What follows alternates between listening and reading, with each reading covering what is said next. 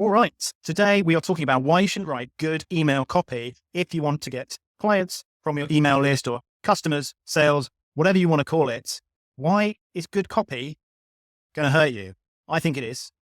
And I'm going to make that argument now. My name's Sam Whelan from emailclosers.co. And don't forget to go to emailclosers.co if you want to get on my email list. This is the thing, right?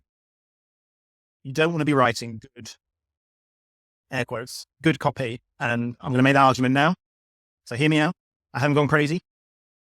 And in this video, I'm also going to show you how you can write emails to your email list in as little as 10 minutes using a special, very easy, very simple structure that actually makes sure that your emails are authentic and don't sound the same as everybody else. And there you go. I've given the game away. All right. Because the reason you don't want to write good copy to get clients from your email list, customers, sales, whatever, is because you don't want to sound the same as everybody else. Okay. And that's what good copy.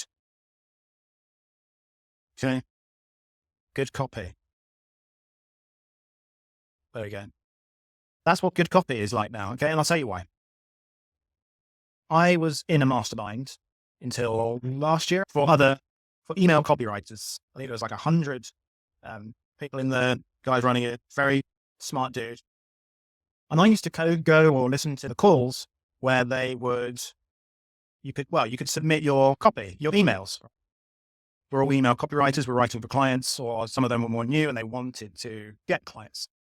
And the funny thing was, when people submitted these emails, everybody's copy sounded the same. The same tone, the same format, the same structure, the same type of arguments, the same kind of guru speak. It all just sounded very familiar to me after I'd been on a few of these calls. And I admit, even some of them, I thought, wow, actually, it sounds a little bit too similar to some of my copy that I've been writing for clients. So I made a more conscious effort, I think, to write differently because that was my responsibility to my clients to write in their voice and not have them sound the same as everybody else and sound the same as their competitors. And you might think, well, Sam, that doesn't really matter.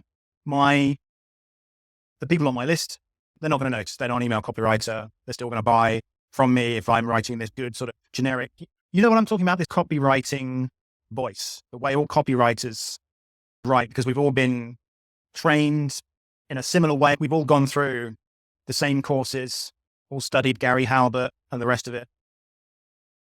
But I would argue that if you've got competitors in your market, why even take the chance that you could sound the same? If I can take your marketing and give it to them and their marketing, put their name on your marketing and your name on their marketing, would anyone know the difference? And if not, I would argue that is a problem. Okay. In today's crowded market, in every niche, customers are jaded, trust is lower than ever before. If you look and sound the same as your competitors, you're just making life a lot harder for yourself, basically. I would argue. What's making this worse is, of course, AI. It has this very particular way of writing, and yeah, it can write some good stuff. I'm not going to dispute that. It can save you a hell of a lot of the time. And I'll show you how I'm personally using it in a minute. But it has these certain words it wants to use over and over again. It has certain tells that it does. I'll give you an example. It'll often do something like, no more X, no more Y, no more Z, just blah, blah, blah. And it'll do this over and over again. And it just makes your copy sound dull, boring. If it's using the same sort of rhetorical flourishes over and over again, I'm sure it'll get better. And yes, I know there are ways you can train it so it doesn't do these things, but most people don't have the time. And I'm seeing so much more now, this so-called good copy in, people's social media posts, whatever. So this is the problem I'm seeing in the market. And why now writing good copy is not necessarily the best way to get sales and clients from your email list, because you're going to start sounding the same as your competitors. And okay, you might get away with it for a little while, but do you want to take that risk? It's really important to try and stand out more than ever before by providing or just being authentic. Okay. If you're a coach, consultant, you're running some kind of coaching, training, education, business, your email list is an incredible way to position yourself as a kind of a thought leader in your market and explain to people and lead people and show them how you can help them is different to anybody else. And there's always something different, even if you don't realize it right now. Okay. You have certain advantages over your competitors. And if you're writing this, again, so-called good copy, this marketing speak, this guru talk, a lot of copywriters seem to write with. But there is a very simple way you can avoid this and write emails that generate leads and sales in as little as 10 minutes, maybe even less when you see the technique I'm going to show you now. So let me show you now. Okay. I didn't invent this, but it's just one of the most simple ways you can write good, entertaining daily emails. Okay. So step one, you're going to tell a personal, being the operative word, personal story. That's it. You're going to start the email with a personal story. And I don't care what these marketers, what these copywriters say about what's in it for me. Bullshit. What's in it for me is bullshit. Okay. They talk about, oh, you have to have all these benefits at the start of the email. You have to write a perfect lead from great leads. You don't have to use this what's in it for me. People are interested in other people. If they're on your email list, they're interested in you. That makes sense? They want to hear about what you're up to in your life, in your business, and whatever it is that relates to your market and your customers and your niche, what their problems are, what their dreams are, aspirations, all the rest of it. But of course you can talk about yourself. You don't just have to talk about what's in it for me, as in what's in it for the reader all the time. Sure, you don't want to write long, meandering emails that lead nowhere. It has to have a point to it. But look, how much time do we spend on social media and Netflix entertaining ourselves, watching these shows, which aren't about us? So of course we can write emails about ourselves. People spend hours and hours consuming entertainment. That's the key point. It has to be entertainment. Rant over. You're going to start the email with a personal story. It could be the most mundane thing. Just last week, I sent an email about how my wife and I had just bought a dishwasher. Yes, a fucking dishwasher. I talked about the dishwasher because it was for us, it was like this big thing, revelation almost. We've been talking about it for years. Oh, we should get a dishwasher. It's going to save a lot of time. How it's going to save us so much time. Then we put it off. We didn't have space for it. But then we ended up rearranging the kitchen. Long story short, we get a dishwasher. Oh my God. Life-changing. Okay. Life-changing. It's the best damn thing money could buy. Okay. Saving us, an hour a day, maybe more. I don't know, if we cook 3 times a day. I love breakfast, especially hotel breakfast, but I love cooking my own breakfast, bacon and eggs, sourdough. Beautiful. Okay. So we cook 3 times a day.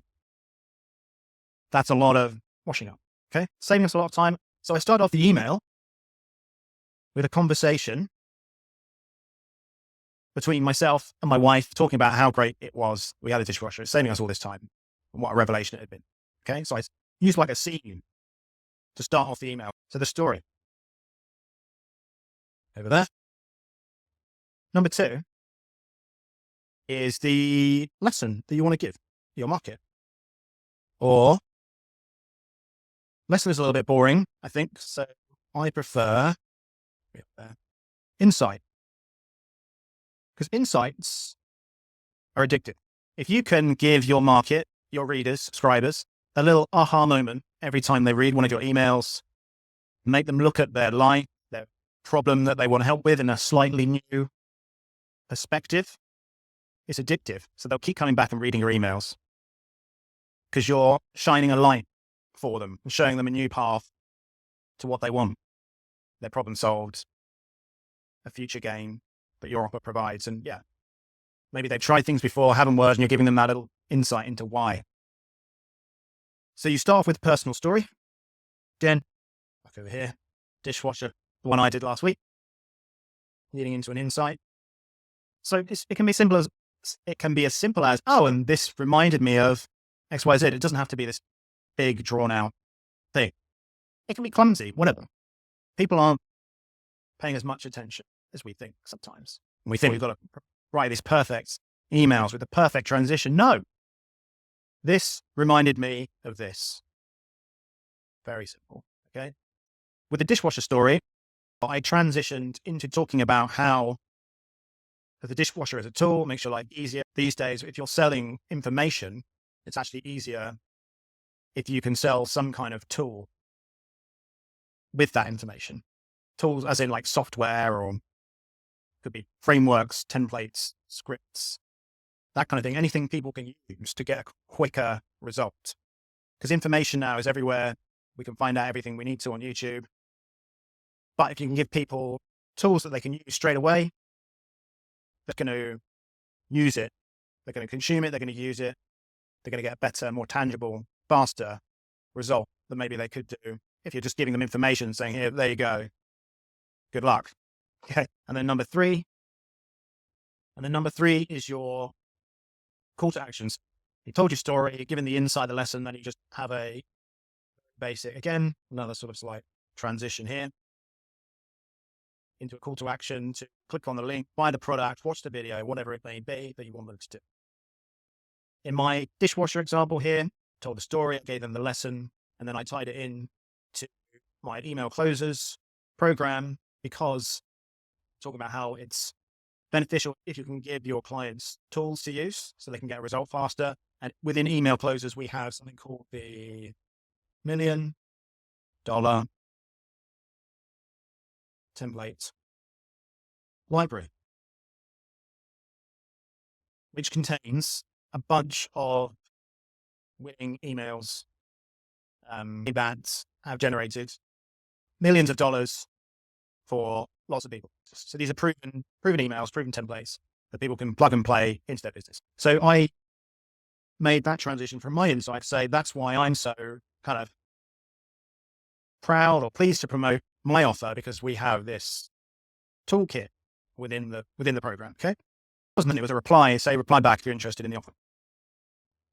And there's just thousands of ways you can use this very basic structure. It's easy because all you have to do is think about what's going on in your life, business, what happened yesterday, walking the dog, you had a chat with someone, you were talking with a client, you were talking with a prospect, you tell the story, give the lesson, tell them where to go next. All right. And because it's coming from you, your personal life, your personal stories, personal experiences, it can't be copied. Okay. You're not going to sound exactly like everybody else because you're unique. There is only one of you. Chat, GPT and Claude, whatever, they can't, no matter how good they are, however good they're going to get, they can't replicate you. And that's a big criticism people have of the AI language models and how they write. But I would argue now you can use them to write these emails. And that's what I've been experimenting with lately. So look, here's what we're going to do. We're going to do an authentic AI email using this structure. Okay. So let's go down here.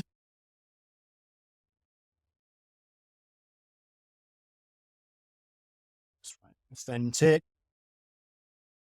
AI emails. That'll do.